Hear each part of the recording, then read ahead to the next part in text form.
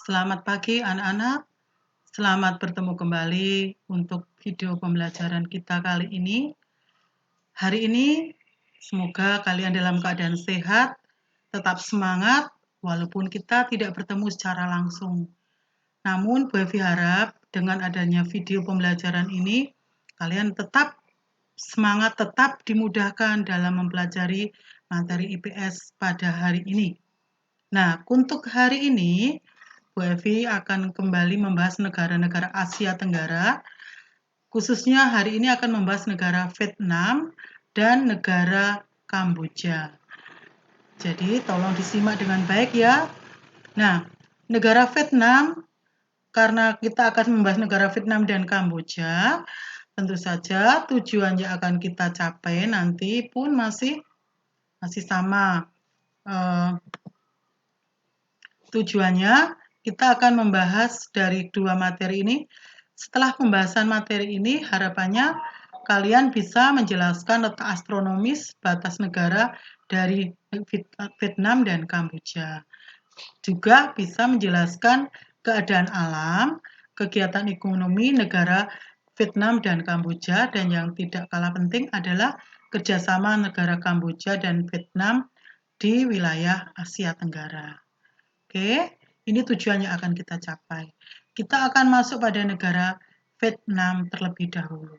Nah, ini adalah bendera Vietnam dan ini adalah lambang negaranya. Kita lanjut ya anak-anak. Nah, ini peta dari wilayah Vietnam. Wilayah Vietnam itu dari sini. Nah, sampai ke bawah. Kemarin pada materi awal, Bu Evi menyampaikan Vietnam ini adalah bentuk geografisnya berbentuk elongated atau memanjang. Elongated atau memanjang. Nah, kalau dilihat memang seperti ini, memanjang ya anak-anak. Nah, ibu kota Vietnam ada di sini, Hanoi. Ini ibu kotanya. Bu Evi menemukan gambar tentang ibu kota Vietnam. Nah, ini kenampakan dari kota Hanoi sebagai ibu kota Vietnam. Cukup padat ya, sama seperti ibu kota negara kita Jakarta, juga padat, hampir mirip juga ada perairannya, ada batasan dengan laut juga, mirip dengan negara kita. Namun di Vietnam juga ada kota besar lain selain Hanoi. Ada kota Ho Chi Minh. Nah, ini kenampakan dari salah satu sudut kota Ho Chi Minh. Ini dulu juga pernah menjadi ibu kota Vietnam sebelum Vietnam memutuskan memindahkan ke Hanoi. Kotanya juga cukup padat, gedung-gedungnya cukup banyak yang megah-megah. Kota Ho Chi Minh ini terletak di delta Sungai Mekong. Jadi ini delta, ini sungainya Sungai Mekong. Sungai yang mengalir di Vietnam bagian selatan. Nah, kemudian salah satu tempat yang cukup menarik di Vietnam adalah Teluk Halong. Teluk Halong dengan pemandangan yang sangat indah. Ini banyak dikunjungi wisatawan. Ini juga beberapa kali digunakan untuk pembuatan film-film action ataupun film-film Mandarin Cina. Karena keindahan dari tempat ini dilihat sepintas sudah nampak sekali indah. Nah, digunakan untuk syuting film. Hal lain dari Vietnam, ini adalah penduduk asli Vietnam, salah satu suku Vietnam yang ada di Vietnam bagian utara. Ini wanita-wanita Hamong dengan baju tradisionalnya dinamakan baju sapa. Ini baju sapa namanya. Ini baju tradisional. Di Indonesia juga ada baju tradisional, di Vietnam juga ada baju tradisional. Ini sepertinya dibuat dengan tenun tradisional nih. Kemudian, nah ini makanan yang juga makanan favorit di Vietnam. Jika ada acara keluarga, makanan ini akan keluar, namanya spring roll. Terbuat dari tepung beras, daging, Vicky ini Bapak juga belum paham apa jenis apa, telur dan bumbu-bumbu. Kalau dilihat sepintas ini ada juga udang ini kelihatannya. Dan ada saus yang menyertai. Oke. Nah, anak-anak coba dilihat. Ini angkutan tradisional yang ada di Vietnam. Sepintas sudah kelihatan mirip dengan negara kita. Kita ada becak mirip dengan becak ya ini. Namanya Ciklos. Nah, mirip dengan becak kalau di Surabaya itu seperti ini dinamakan becak. Oke, itu hal-hal yang bisa Bovi tampilkan info sekilas tentang Vietnam. Kita lihat sekarang data-datanya. Secara umum, Vietnam adalah negara yang republik komunis, berbentuk komunis. Vietnam adalah wilayah daratan, ibu kotanya Hanoi. Kepala negaranya adalah ketua Dewan Negara, ketua Partai Komunis biasanya. Di dunia ini ada beberapa negara yang menganut komunis, seperti Cina, Korea Utara, kemudian Vietnam, dan ada lagi negara di Amerika itu negara Kuba. Nah, dulu ada Uni Soviet, tetapi Uni Soviet kemudian runtuh sebagai negara komunis terbesar. Rusia runtuh. Oke, Bovi akan lanjut ke materi ini. Suku yang tinggal di Vietnam adalah suku Viet atau Kin, dan juga ada suku Cina dan Khmer. Bahasa yang digunakan adalah Vietnam, Prancis, Inggris, Khmer. Bahasa Prancis karena memang dulu pernah dikuasai Prancis dan sempat dikuasai Inggris.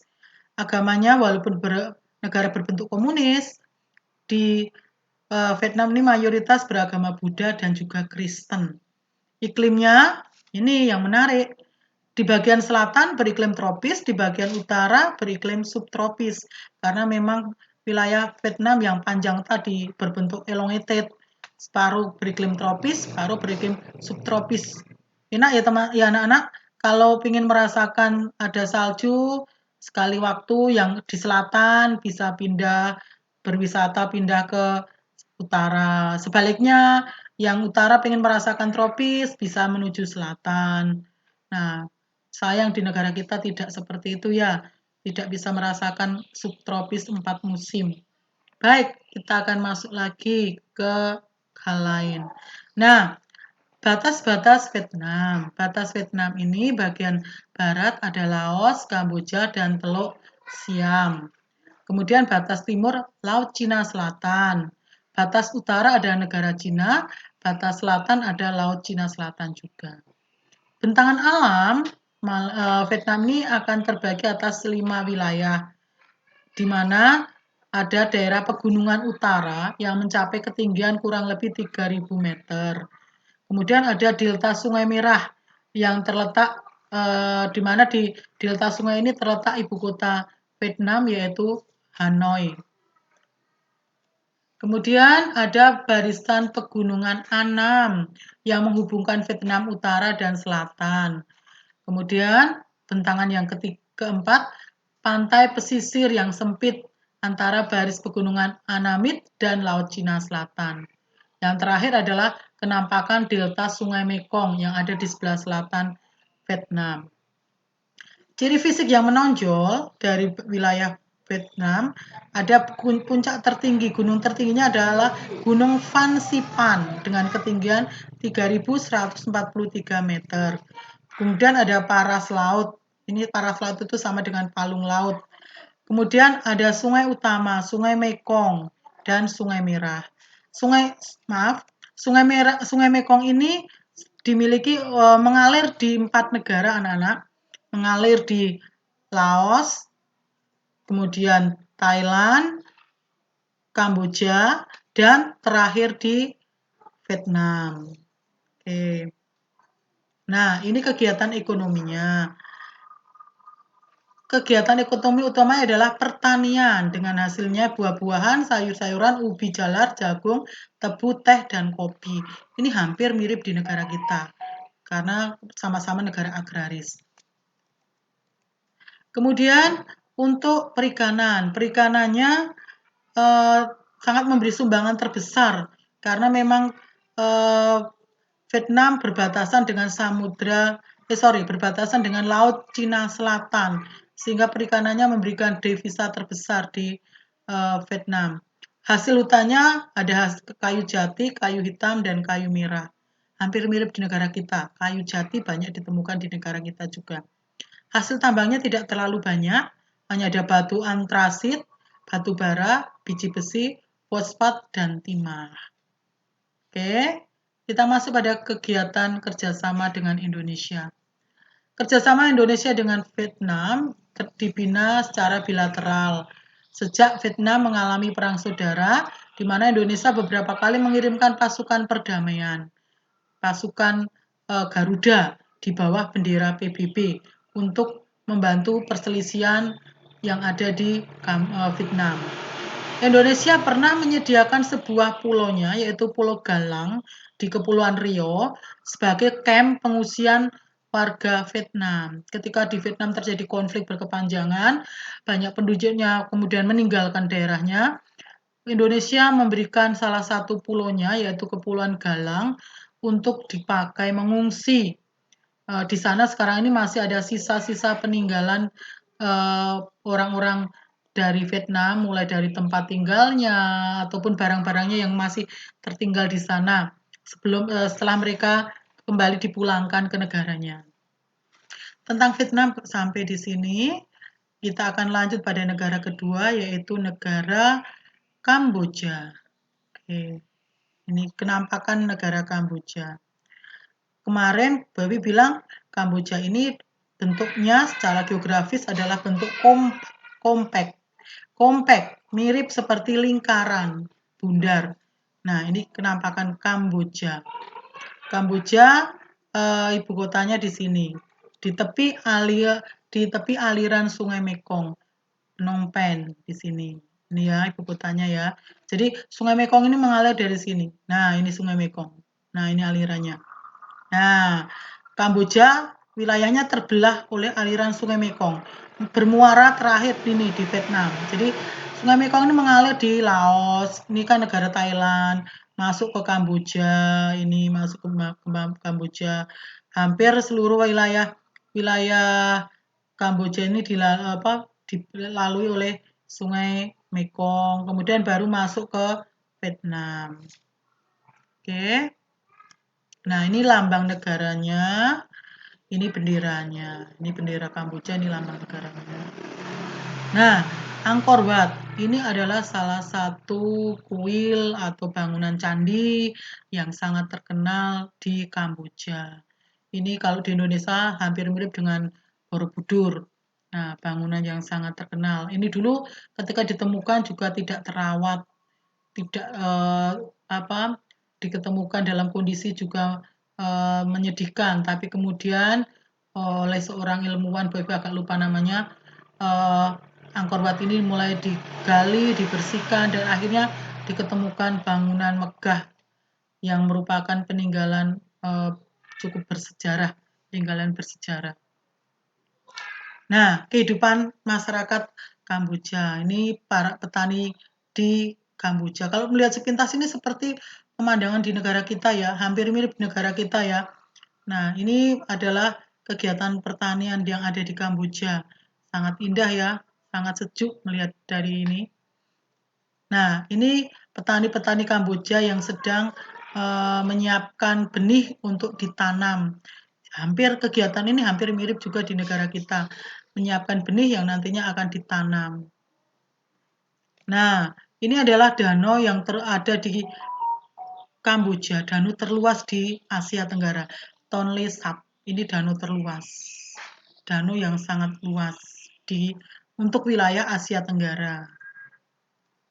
Nah, apa ini? Ini adalah tarantula. Tarantula itu sejenis sejenis laba-laba ya. Di Kamboja ini menjadi makanan favorit, makanan terkenal, kebab tarantula. Nah, mungkin ketika melihat ini kita, aduh, makanan ini kok terlalu ekstrim gitu ya. Tapi ternyata di Kamboja ini makanan yang cukup populer, laba-laba kayak gini. Nah, siapa yang mau makan kayak gini? Bu Evi aja lihat sudah, mau muntah kelihatannya. Nah, ini gambar pakaian tradisional yang ada di Kamboja, khususnya untuk wanita, untuk anak para gadis. Di Kamboja nama pakaian tradisionalnya adalah sampot. Oke, ini ya Kamboja ya. Nah, Kita akan lanjut pada materi sekarang. Informasi umum Kamboja. Kamboja juga merupakan negara berbentuk komunis. Bentuknya daratan, kepala negaranya ibu kotanya Phnom Penh. Kepala negaranya Ketua Dewan Nasional Negara. Ini atau Ketua Partai Komunis, hampir seperti negara Vietnam. Sukunya yang paling banyak adalah suku Khmer. Kemudian ada juga suku Tiongkok dan Vietnam. Bahasanya bahasa Khmer dan Perancis karena dulu bekas jajahan Perancis. Kemudian agamanya mayoritas Buddha dan Kristen. Iklimnya iklim muson tropis. Ini sebenarnya sama dengan iklim tropis. Iklim tropis.